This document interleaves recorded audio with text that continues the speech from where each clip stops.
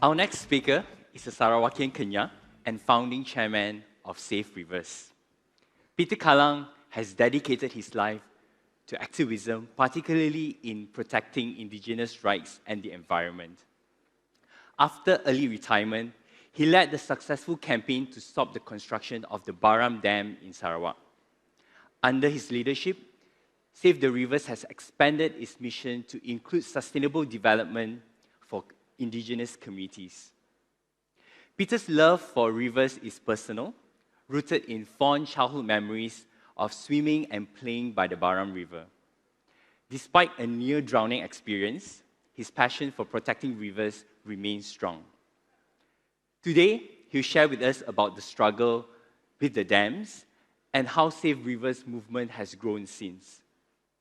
His hope is for a Malaysia that fully respects the indigenous communities while embracing sustainable development. Please join me in welcoming Peter Kallang.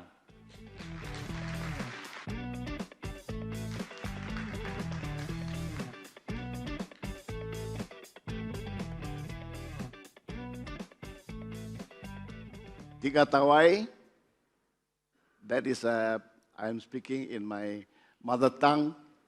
That means it's a greeting. Can we say it together? Let me hear you. Tiga Tawai. It's not tiga. Tiga Tawai. So I'm a Kenya, like what Edmund was saying. The Kenya is an indigenous group in Sarawak. We are also found in Kalimantan, Indonesia. So our people are normally found, they are living along the rivers. If you go to Sarawak, at the western part of Sarawak, that is the 5th and the 4th division, and you can find us along the rivers in Kalimantan as well. So I'm going to share with you what happened when during the 9th Malaysian plan, 9 economic plans that we have. So Sarawak corridor for the renewable energy. That is when we first formed Safe Rivers. Under this economic corridor that the state government proposed, they were going to build 12 hydroelectric dams. And having seen what happened to the hydroelectric dam that they built earlier on, that is the Bakun Dam, the dam is at the inundated area for the reservoir of the dam is as big as the island of Singapore. And it displaced 10,000 people.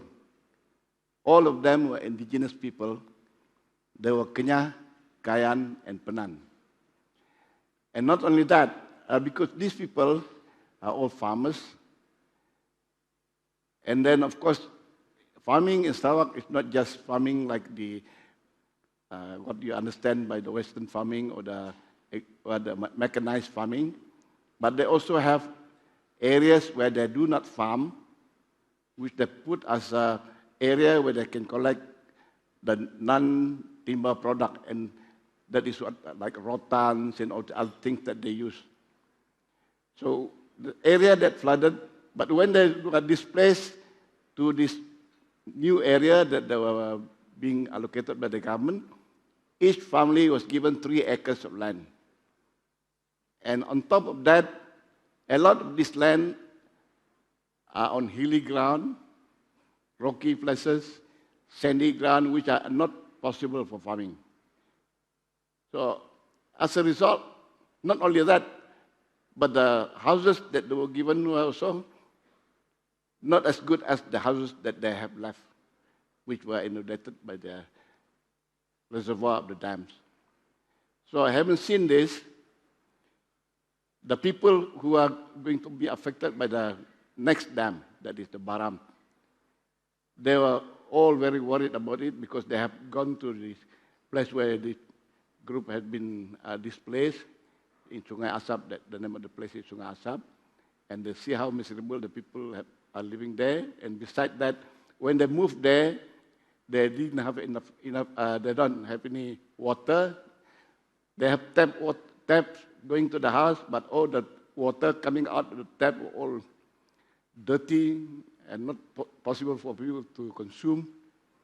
So they were very worried, and then they didn't know what to do. That's when we formed SAP Rivers. So what we did was we did a lot of campaign. We went out to all these different villages that were going to be affected. We told them the impact on them, and then we did what we call the cross visit. We brought the people from the Bakun Dam, which was built earlier, like as I mentioned, to visit them, and vice versa. We brought them to Sungai Asap, where the Bakun people were being displaced. And they saw it for themselves, and we gave them a lot of workshops and seminars and all that. And the picture that you see here, this is a big conference that we have in Kuching, our capital city in the state, where the International Hydropower Association, all the people who are building dams, and the bankers who give loan for them to build the dams, they were all there, so we did this protest. And besides that, we also we have a 2 years blockade. One blockade was at the road leading to the dam. Another blockade was at the dam site, which was proposed to be the dam site.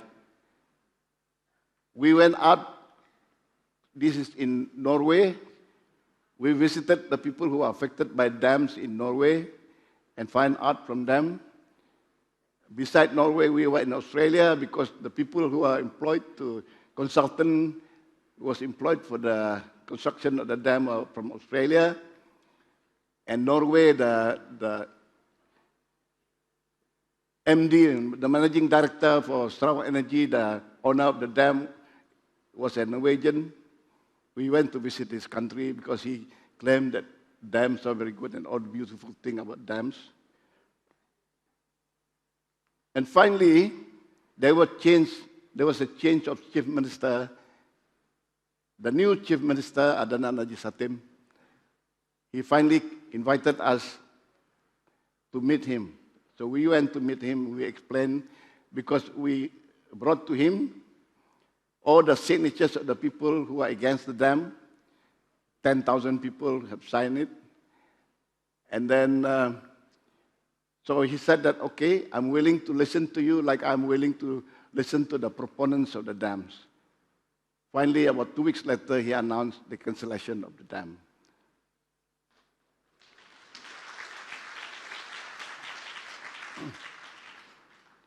So after the dams were being cancelled, so he said, how can we protect this? What are we protecting? So we begin to do the documentation. We did community mapping. We went out to the villages. We get people who are good at mapping, and they gave lesson to them how to use the GPS, how to use the compass, and they were monitored. And then they brought the data that they collect from the ground, and we gave it to the people who did mapping. So this mapping was going on, and it's still ongoing, because there are a lot more people who are asking for mapping. And besides that, we also did this, we call this, it's a study where we engage the University Malaysia Sarawak and the University California in Berkeley that did this study, that is to see what are the things that the indigenous people protect in the land, because a lot of things are done there, including what we did was they asked them to build transect in the forest there. They built transect, a few transects, and then we gave them a handphone so that they can take picture of all these different animals and all that. They look at the things on the ground, what they see there, the footprints of the animals. They take all these pictures, and then we document it. So they walk the transect every 2 weeks for 3 months. That's what they did. And then we have all these documents and we give it to the people of the village. They keep it so that they know exactly what is in the forest that they are trying to protect. So these are the documents that we gave it to them, and then they are the custodian of the document. So after that, there's a group in Sarawak, the Penan. They are semi-nomadic. They have been campaigning for an area to be a biosphere, to be protected. And they have been campaigning this for years. Finally, it was being approved by the government. So this here that you can see, this green area are the core area. These are the virgin forest. These are all growth. And the yellow area, these are the agricultural area and the village. The gray areas are degraded forest. So finally, the government have approved it. Not only did approve, they asked the Penan community to increase the area so that they include not only the Penan, but also the Kenyah, the Saban, the Klabit, and some other mixed villages that is around here. So in Sarawak, we have a lot of different ethnic, what you call the indigenous group there. These are all included. So this is being approved by the government. And then, not only that, but we submitted it to the ITTO, that is the International Tropical Timber Organization. And ITTO take it up as their project. So this is a picture. We did a signing ceremony with the forestry department in our Kuching. And we, on our part, go around to the ground to give workshop, training, and all that for the community. We did it in the forest. And here we had a workshop with the government. But all is not well yet. And therefore we decided to, how do we defend? Because there are a lot of encroachment by loggers. They're still doing a lot of logging. So the community came to us and complained. So what we do is we tell them how to go about their complaint, how to bring it to the government, and what are the things that they should do. So logging, there are a lot of logging still going on. Here you can see, this is a Penan indigenous group. You can see the logging truck passing by. And beside that, we do a lot of empowerment. We teach them what is the United Nations Declaration on the Right of the Indigenous People, the free, prior, and informed consent.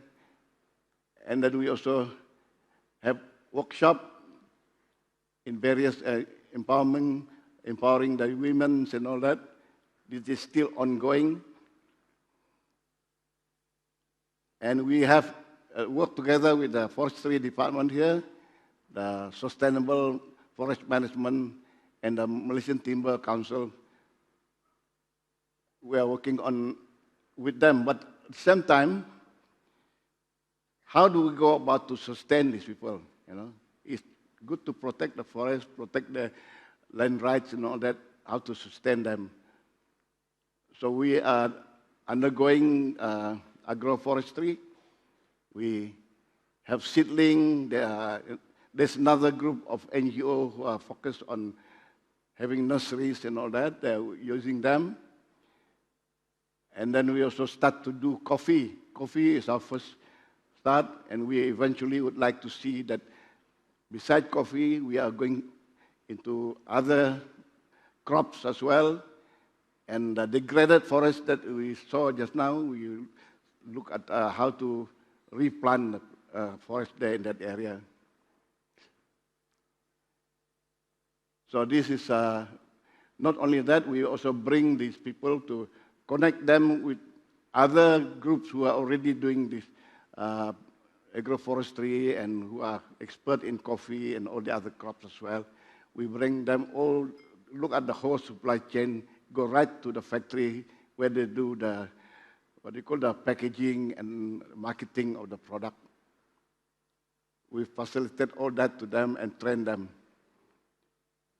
So other than that, we are also doing a lot of small-scale community projects. Here you can see we got some grant, and then we provide them with water supply. This is gravity feed water supply in the village because they don't have any water supply. And we also make sure that the water supply is strong enough because there is another problem that we have in that area. A lot of cases of the whole village being burned down because of fire. So this is, we use it for fire hydrant. We test all these things and help them to build it. But in fact, we don't do the building of the thing ourselves. We bring in people and teach them to do it. So that's what we are doing. And the challenge is always there, like what I mentioned earlier on, a lot of logging and illegal logging going on, and then we channel all the complaints to the government, and so the people but in the process, we are also being sued by the logging company because they said that here we are being sued for defamation. What they call it, the technical name is SLAP, strategic litigations against public participation. And in the whole process, for the last 10 years, we have been sued twice. Here we are being sued 5 million ringgit. This one we sued 3 million ringgit, but in both cases, before the case came up, they dropped it. And there was a complaint going on, because of this lawsuit, and people from all over, because we are a member of ICCA, that is the Indigenous Community Conservation Area. This is an international body for the indigenous community, came together and worked. They heard about us being sued, and then they start to campaign on their own, and they send email to the logging company. The logging company was flooded with 1,500 emails. So they thought it was us, so we were being investigated by the police, but they find no proof that it's us. But anyway, for all this, we are very grateful that the dam was being cancelled, but logging is still going on. We are continuing to help the people.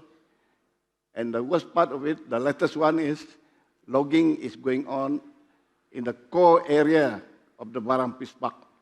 So that we have just been to the site, and because the logging company denied, so what we did, we sent our lawyer there and brought the drone there, and we also took the satellite imagery of logging going on. That is proof. So this is one of the beautiful waterfall that we have in that core area. So I think this is our colleague from the Penan community handing over 500 signatures from the Penan community to the Deputy Premier of Sarawak,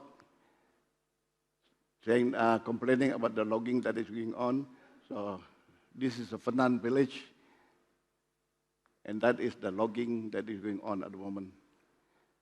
So I think we'll show you the video of this waterfall that is in the core area. Thank you very much.